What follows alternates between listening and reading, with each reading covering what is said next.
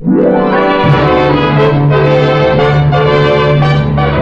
neighborhood Chevron gas station invites you to Let George do it. Brought to you by the makers of Chevron Supreme Gasoline and RPM Motor Oil.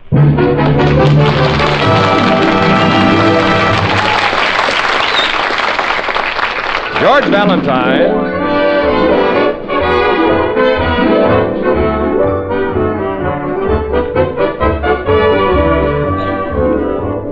Yes, George Valentine, fresh out of uniform and eager to put his many talents to work, as well as to earn a living, ran an ad in the local paper. Do you have a crime that needs solving? Do you have a dog that needs walking? Have you a wife that needs spanking? Let George do it. His ad attracted several clients, some who paid him a fee and some who paid him nothing. His secretary, Claire Brooks, worries about the mounting pile of bills. But George, as he sits in his office with his feet on his desk, is occupied with more important matters. Claire, I wonder, do you think I could find any sardines? Oh, I'll send Sonny out. Sardine on rye? Oh, no, not a sandwich. Bait. Bait? What do you want to catch? A fish. Mr. Valentine, you can't afford a fishing trip. Yeah, but if I get a client before Friday, a nice, simple case, somebody wants me to find their uncle or lose their mother-in-law, just a few quick bucks and I'm on my way. You can't afford a fishing trip. I'm sitting back in the rowboat. I haven't a care in the world, just soaking up the sun. All of a sudden, wham! Then another wham. Mr. Valentine? I got a bite. What is it, Sonny? Yes, Sonny, what is it? Halibut, swordfish, yellowtail? Mrs. Harrington. Isabel Harrington. James Harrington's wife. There, you see, I did catch my fish. I told you, sardines the best bait in the world. Hey, sis, is he feeling all right? It's normal for him. Send her in, Sonny. Okay. Now, remember, Mr. Valentine, she's the Mrs. Harrington. Yeah, I got you. Oh, Mr. Valentine? Oh, come in, Mrs. Harrington. Come right on in. Sit here. You'll be more comfortable. Thank you. Uh-huh. This is my secretary, Claire Brooks. But don't let her upset you. She knows all the skeletons intimately. Oh, how charming. Mr. Valentine, I've been trying to get up enough nerve to come here. Well, you just go right ahead and open up and talk. Nothing goes out of this office. And nothing comes in. Oh, I'm afraid that someone close to me may get into trouble. Oh, Mr. Valentine, I want you to watch that person every minute of the day. Do you understand? Well, now, wait a minute. What kind of trouble? Well, you see... Oh, it's so humiliating. This person picks up things. Picks up? Mm-hmm. Oh, a kleptomaniac. Oh, Mr. Valentine, I can't go on. Oh, now, Mrs. Harrington. Oh, no, please. Later. Have lunch with me. 2:00 at the Savoy. Oh, but Mrs. Harrington. Please, be there. A kleptomaniac, huh? Must be her husband. Her husband? Mr. Valentine. Yes? Don't look now, but your fountain pen is missing.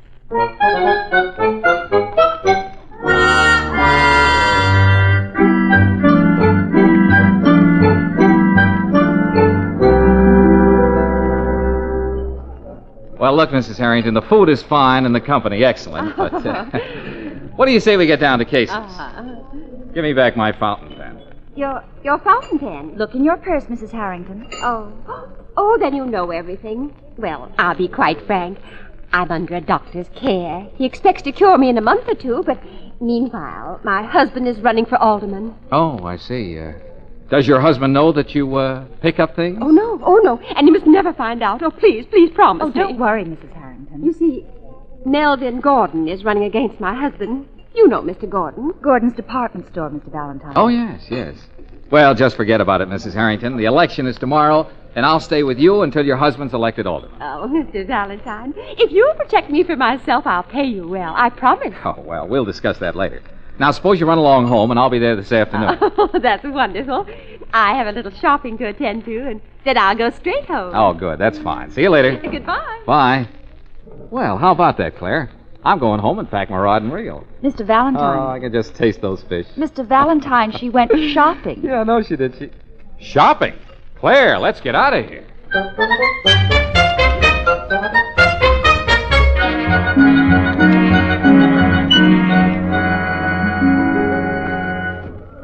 Why come here? What makes you think she shops in Gordon's department store? Because she'd be in most danger here. You heard her. Gordon is running against her husband for alderman. Still, Mr. Valentine. Where? There. Compacts. Compacts? Straight ahead. Oh, what's she got in her hand? Gold compact. Uh-huh. With stones. How much? About $50. Oh. Did you see that? In her pocket. Come on. What are you going to do? Well, you look at compacts and stay close to me. You got it? But, Mr. Valentine... Shh, do as I say. Oh, all right. Well, hello there, Mrs. Harrington. Oh, Mr. Valentine. Yes, a lovely store, isn't it? Oh, yes, I've often told Mr. Gordon that he can be proud. I beg your pardon, madam, but may I have that compact? A compact? What compact? The one you were looking at, madam. Oh, well, I decided against it, miss. Oh, that's quite all right, madam. But where is it? Why, I put it back on the counter, of course. It isn't on the counter. Oh, well, now, young lady, I distinctly saw Mrs. Harrington put it back on the counter. Yes. Yes. I said hello to her. She put the compact down, and All then... I know is it isn't here.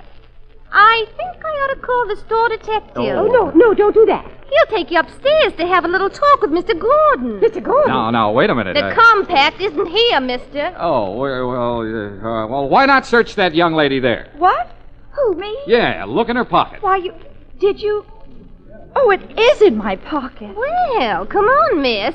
Mr. Gordon will want to talk to you. Mrs. Harrington, go home. Beat it. Oh, yes, I will. Come on, miss, this way. And don't make any trouble. No, miss, don't make any trouble. Why, you...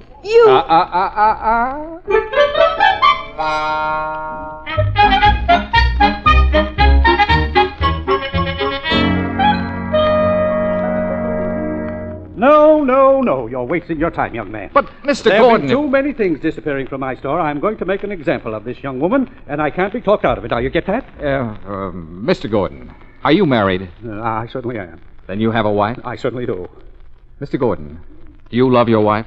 Is the door closed? Yes. I love my wife. Then you must know how I feel. This girl is your wife? Mr. Gordon, don't listen to him. It's all right, Claire. In spite of everything you've done, I'm not ashamed of you. Oh! Look, Mr. Gordon, here's $50 for the compact. Does that cover it? No, I guess so. Oh, I promise you, it'll never happen again. No, all right, take her home. Oh, thanks, Mr. Gordon. Darling, thank him. Let me out of here. Yes, darling, of course. Goodbye, Mr. Gordon. Good luck, young man. Oh, Clara, listen. I hate you. It was the dirtiest trick you've ever played on me, and I hate you. You'll never get a chance to play another trick because I quit, understand? I definitely quit, and I definitely hate you. Oh, Claire, honey. Now, look, you like your job. I know you do. Now, forget it, darling. It's just part of the game.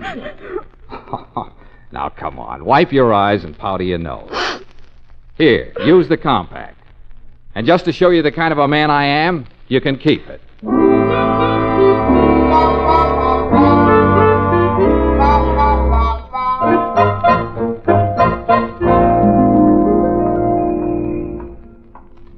Now what? Now we go back to the office, and then I'll go to the Harringtons.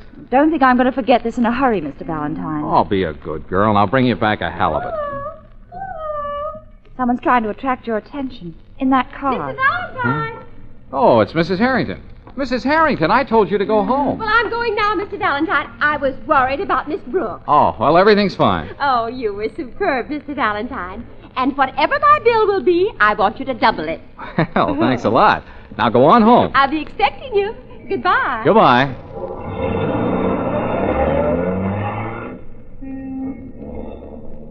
Don't laugh, Mr. Valentine.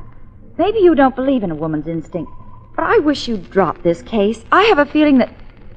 Mr. Valentine, what are you doing with that fur scarf? She did it again. A silver fox. Claire, think. Was she wearing a silver fox when we had lunch with her or while she was shopping? Oh, no, I couldn't have missed it. I noticed it in the car just now while we were talking to her. She must have picked it up when we were with Gordon. A silver fox. Oh, call her back, Mr. Valentine. Make her take care of it. Well, now, don't get excited. Why should I worry a good client? But, Mr. Valentine, I have a feeling. Will you forget that you're a woman and that you've got an instinct? Come on, we'll go back to the office. With the silver fox? With the silver fox. Come on. Oh, all right, but I've got a feeling.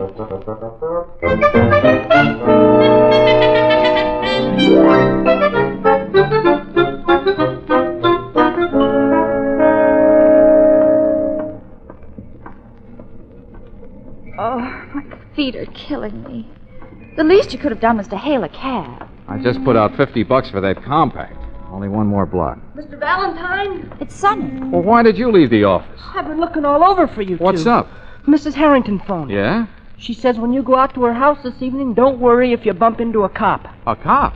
It seems that last year on her birthday, her husband gave her an animal to drape around her neck, and somebody stole it this afternoon out of her car. Say that again, Sonny, and slowly. Somebody stole her fur scarf. It was a silver fox, black, with... Hey, like that. You've got it. Yep, I've got it. Mr. Valentine, what are you going to do with it? Take it to Mrs. Harrington. Oh, but there might be a cop around her house. Well, I'll sneak by him. I'll find a cab and we'll go right out there. Here, Claire. What?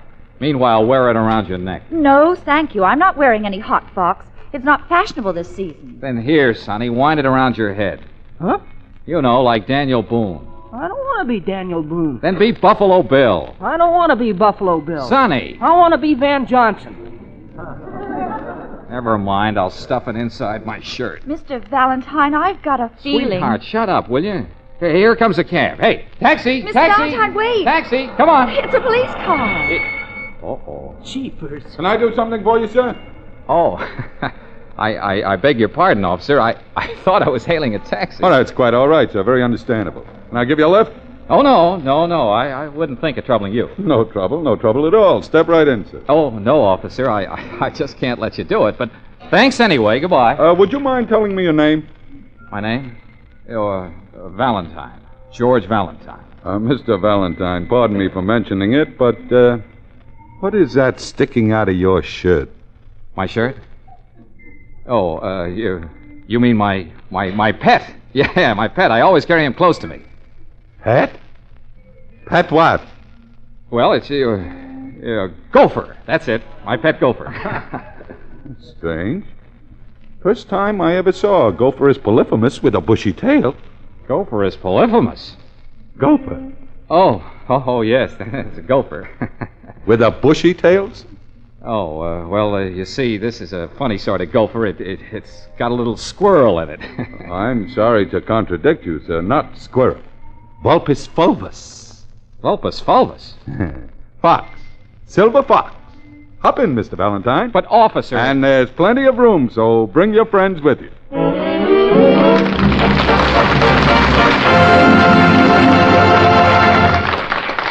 How will George talk himself out of this predicament? And while George is pondering his problem, I'll take just a moment to tell you what occurred to me as I was driving to the studio this afternoon. I was thinking that every Chevron gas station should wear a sign reading, "Local boy makes good." For these cream green and burgundy Chevron stations, you know, are home-owned. Generally, the Chevron dealer is a fellow who worked hard and in many cases learned the business from the ground up before he branched out for himself.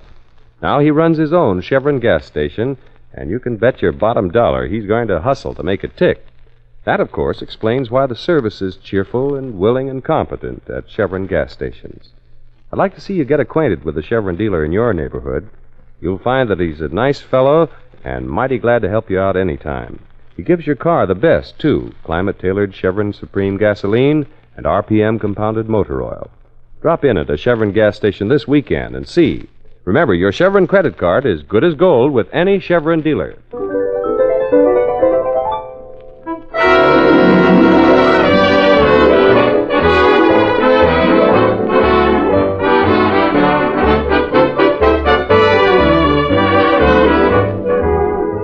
Well, it looks as if George is really in a jam this time, and with the law, too. Right now, George, Claire, and Sonny are cruising along in a squad car. The officer is their chauffeur. I tell you, you're making a big mistake, officer. Maybe so, sir, but they told me at the station to be on the lookout for a Vulpes fulvus. Silver fox.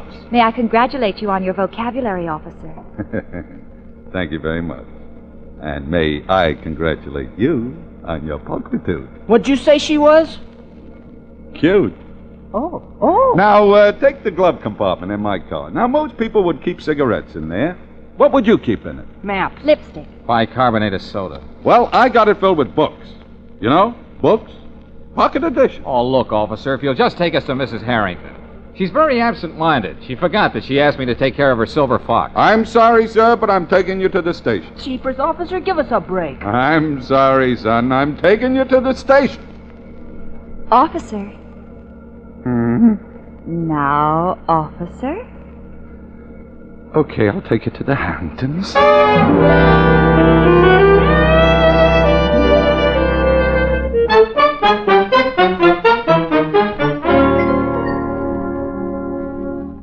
There doesn't seem to be anyone at home. I know Mrs. Harrington is home. I told her to stay home. Wait a minute. There's someone coming. Now, if you don't mind, I'll handle this in my own way. Yes? Oh, what's wrong? Mrs. Harrington. I said I'd handle this. Mrs. Harrington, may we please come in? Yes, of course, but... Yeah, thank you. Mrs. Harrington, it's about your vulpus fulvus. Oh, there must be some mistake, officer. There's no one here by that name. He means your silver fox. The servants are out. I'll have to answer the phone. Go right ahead, Mrs. Harrington. Maybe I shouldn't mention this, but she doesn't appear to be a close friend of yours, Mr. Valentine. Hello? Well, you didn't give her a chance to say anything. Well, There's a policeman in my house now, well, Captain you see... Moore. Captain Moore, let me talk to him, Mrs. Harrington. Hello? This is Flint speaking. Henry Wadsworth Longfellow Flint. Mr. Valentine, what's wrong? Get this, Mrs. Harrington. Yes, Captain. I have your scarf. I took it out of your car. Why? Well, I thought it was something you'd picked up. Oh, good heavens. Well, I captured somebody already, Captain. Now, it'll be all right. Just tell the officer that I'm a good friend of yours. Yeah, he has it on him. If only my husband stays Yes, I know. upstairs. What's he got to do with it? Well, I forgot to tell you. You see, my husband is very jealous. Oh, great. Thank you, Captain. Au revoir! Now then, Mrs. Harrington, is this man a dear friend of yours? Well, you see, Please, Mrs. Harrington, just answer the question. Oh. Is this man a dear friend of yours? Is who a dear friend of hers? Oh, James. Officer, this is my husband, Mr. Harrington. Isabel, the officer asked you a question. Yes. I caught him with the silver fox, Mr. Harrington. Here it is. Just a moment, officer. Isabel, is this man a dear friend of yours? Why? Yes? Why, Yes? I never saw him before in my life. Oh, jeepers. Is it? Take them away, officer. We'll be down later to prepare charges. Thank you, sir. Sorry to have bothered you, Mrs. Harrington. But, officer... Sonny, be quiet. Come on. Let's go. Officer, will you please listen to me? Once and for all, Mr. Valentine, I'm taking you to the station. But if you just give Now, me... don't try to talk your way out of it, Mr. Valentine. He's got you with the goods. Claire. A compact or a fur scarf, what's the difference? After all, we've got to protect our client, haven't we? So forget it, darling. It's just part of the game. Claire. When do they allow visitors, officer? Usually Monday. Then I'll see you Monday, Mr. Valentine. Oh, and I'll bring you a halibut. Go ahead. Rub it in. Goodbye, Mr. Valentine. Take care of him, officer. Sonny, say goodbye to him. Just a minute, miss. I'm sorry to be disagreeable, but I found all three of you together. Therefore, I'm turning all three of you in together. Now, come along, if you please.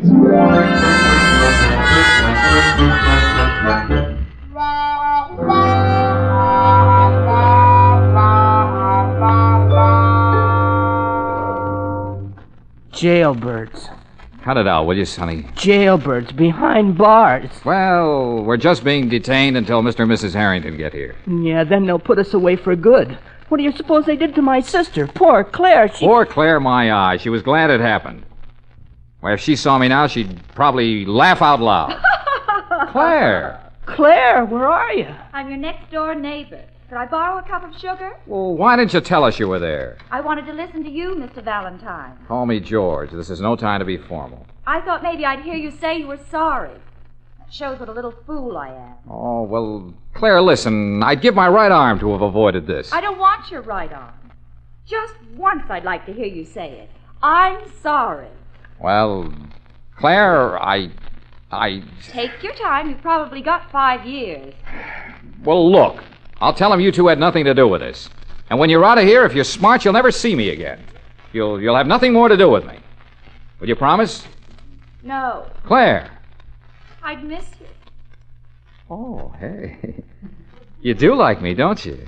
Oh, I guess I do. Then why didn't you smile at that copy to let us go? Oh, now it's my fault. Everybody all right? Everybody healthy and happy? Oh, sure. Just one big happy family. Hey, he's unlocking our cell. Just a minute, miss. I'll have you out, too. Where are you going to take us, officer? Just follow me, if you please. Mr. Valentine, maybe it's an electric chair. Now, take it easy, son. Mrs. Harrington is here. With Mr. Harrington? No, she's alone. Most intelligent woman, Mrs. Harrington. She's looking at my books. She's very interested in them. Then you better lock him up. What? Just a joke. Oh. Yeah, well, Here they are, Mrs. Harrington. Oh, Mr. Valentine, will you ever be able to forgive me? That depends. I was just telling Officer Flynn how absent-minded I am. I remember it all now. I was standing on the street and... Yeah. Well, you don't have to explain, Mrs. Harrington. You're not going to prefer charges against these people, are you? Oh, no. No, of course not. No. Preposterous. Then they're discharged. We're free? Very sorry to have bothered you, miss. Oh, that's all right. Goodbye, officer. Goodbye, sir. See you again sometime. I hope not. Goodbye, officer. Goodbye, miss. You will always remember a glistening pearl in my treasure box of memories.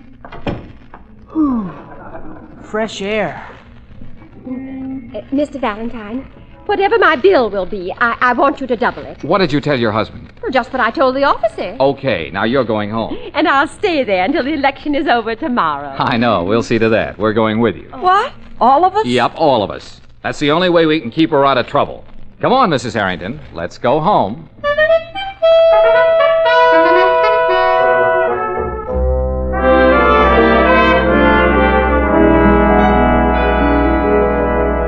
George. I thought I told you to stay with Mrs. Harrington. Sonny's with her. They're having breakfast.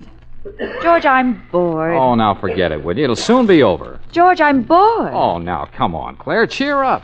Let's have a big smile. I don't feel like smiling. Well, put some lipstick on. You'll feel better. Guess I could stand a little. All this hanging around it. Oh, What's the matter? she did it again. My lipstick's gone. Oh, well, never mind. I'll buy you another one. Mr. Valentine, okay if I run out and buy a magazine? Sonny, you were left in charge of Mrs. Harrington. Yeah, but Mr. When Valentine... you're left in charge, you're supposed to stay with her, understand? Yeah, but Mr. Wherever Valentine- she goes, you follow her. Yeah, but I can't follow her everywhere. Oh, well, all right. What time is it? My watch is always fast. Oh, mine keeps perfect time. It's exactly... Hey! Hey! Now what? I know I was wearing my watch. Oh, never mind. I'll buy you another one. Mr. Valentine! Mr. Now, Valentine! take it easy, Mrs. Harrington. What's wrong? I was looking through my closet and I found this. My silver fox. Well, of course. Don't you remember? I had Oh, it. I don't mean that one. I mean this one. This one. Oh, don't you understand? There are 2 silver foxes in my closet. Suffering Mr. cat. Valentine. You were right all along. Oh, I must have picked it up. Yeah, well, now, don't go to pieces. We haven't time for hysterics. But that's not all. Mr. Gordon just phoned. He wants to see me immediately. Oh, Mr. Valentine. All right, Mrs. Harrington. Give me that silver fox. I'll handle Gordon.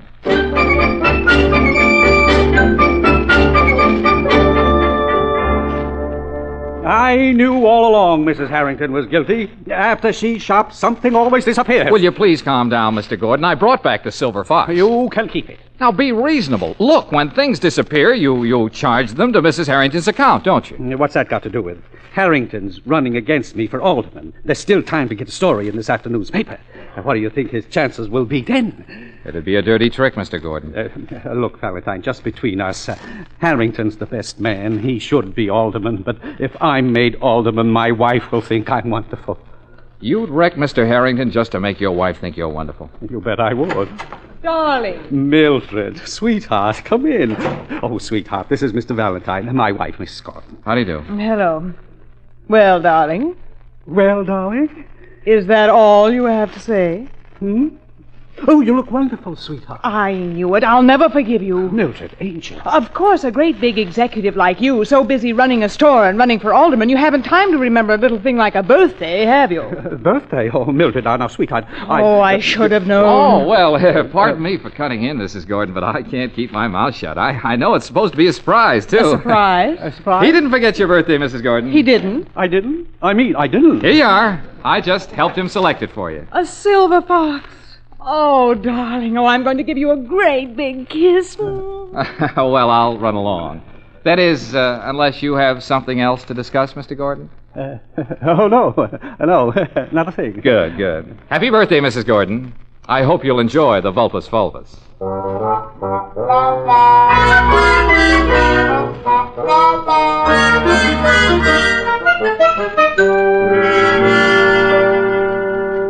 Why come back to the office, Mr. Valentine? Well, after hanging around Mrs. Harrington for the last couple of days, I just wanted to be sure the office was still here. We ought to go out and celebrate. After all, Mr. Harrington's an alderman. Okay, Sonny. Run out and buy a bucket of black coffee. And a box of aspirin. Some celebration. Go on, beat it. Okay. Well, I suppose I should congratulate you, Mr. Valentine. Well, she hasn't paid me yet. Hey, Mr. Valentine, Mr. and Mrs. Harrington are here. Oh, no. All right, send them in. Mr. Valentine, you're through with the case, understand? But, Claire, Either that or you're through with me. See, Isabel, I told you he'd be here. You were right, James. Mr. Valentine, my wife has told me everything. Everything? Everything, yes. I simply had to. I'm glad you did, Mrs. Harrington. We came to thank you for all that you've done for us, Mr. Valentine, and whatever the bill will be, I want you to double it. Oh, well, thanks a lot. Send it to my office. Oh, no need to bother you. Oh, it's no bother. Well, I mean, mailing and all that. If you happen to have your checkbook with you. Checkbook? No hurry, you understand, but if you want to sit right here at my desk. Oh, well. Here you are. Here's a pen. Oh, thanks. We just came from my doctor. He thinks I'm cured. Really, Mrs. Harrington? Oh, yes, my dear. This last experience, I mean, James' career at stake and all. Oh, it was such a shock. Well, it brought me back to earth again. Oh, I'm so happy for you. Here you are, Mr. Valentine. This okay? Oh, thank you. Oh, thank you, Mr. Harrington. Well, I'm the one who's indebted. You'll come to see me, Miss Brooks? Of course, Mrs. Harrington. And you too, Mr. Valentine. Yep, you bet. Come, Isabel. Yes, James. Goodbye. Goodbye, Mrs. Harrington. Good night. Good night, good night. Well, Claire, I'm on my way. I'll pick up a can of sardines and my fishing tackle. See you Monday. How much, Mr. Valentine? $1,000. What? $1,000? Oh, I don't believe it. Well, then see for yourself. The check's right there. Where? I don't see it. Well, I distinctly remember. Put it right under that paperweight, you see? No. Well, go ahead and look. It's right under this. It's right. Mr. Valentine. Oh, no, she did it again.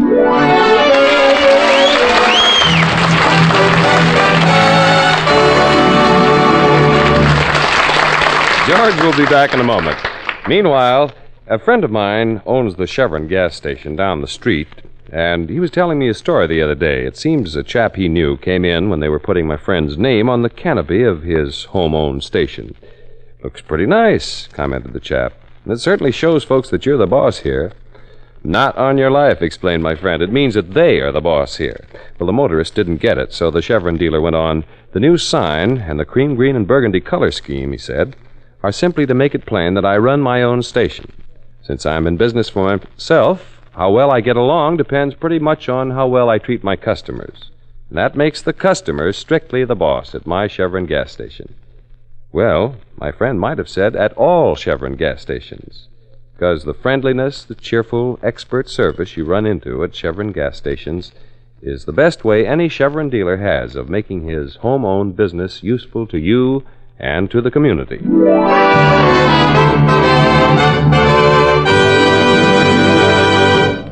Well, next week, George Valentine goes on a picnic. But instead of being bothered with the usual things like ants and rain, he has a new experience. You'll probably hear him saying something like this.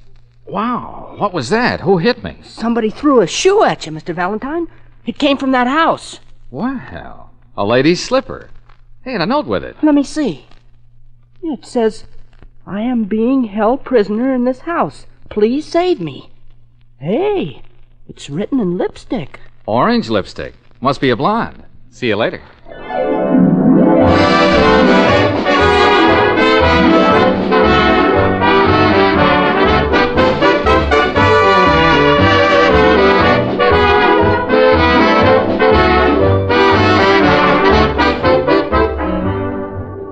Chevron gas stations all through the West invite you to be with us again next week for another chapter of Let George Do It, brought to you by the makers of Chevron Supreme Gasoline. Let George Do It, starring Robert Bailey as George, with Frances Robinson as Claire, and Eddie Firestone Jr. as Sonny, is written by Pauline Hopkins, produced and directed by Owen Vinson. Others in the cast were Sarah Selby as Mrs. Harrington, Stanley Waxman as Mr. Harrington, Joe Gilbert as Mildred, Herbert Butterfield as Mr. Gordon, Ed Max as the officer, and Margaret Brayton as the salesgirl. The music was composed and conducted by Charles Dant.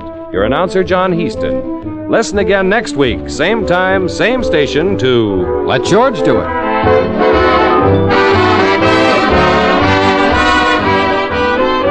This is the Mutual Don Lee Broadcasting System.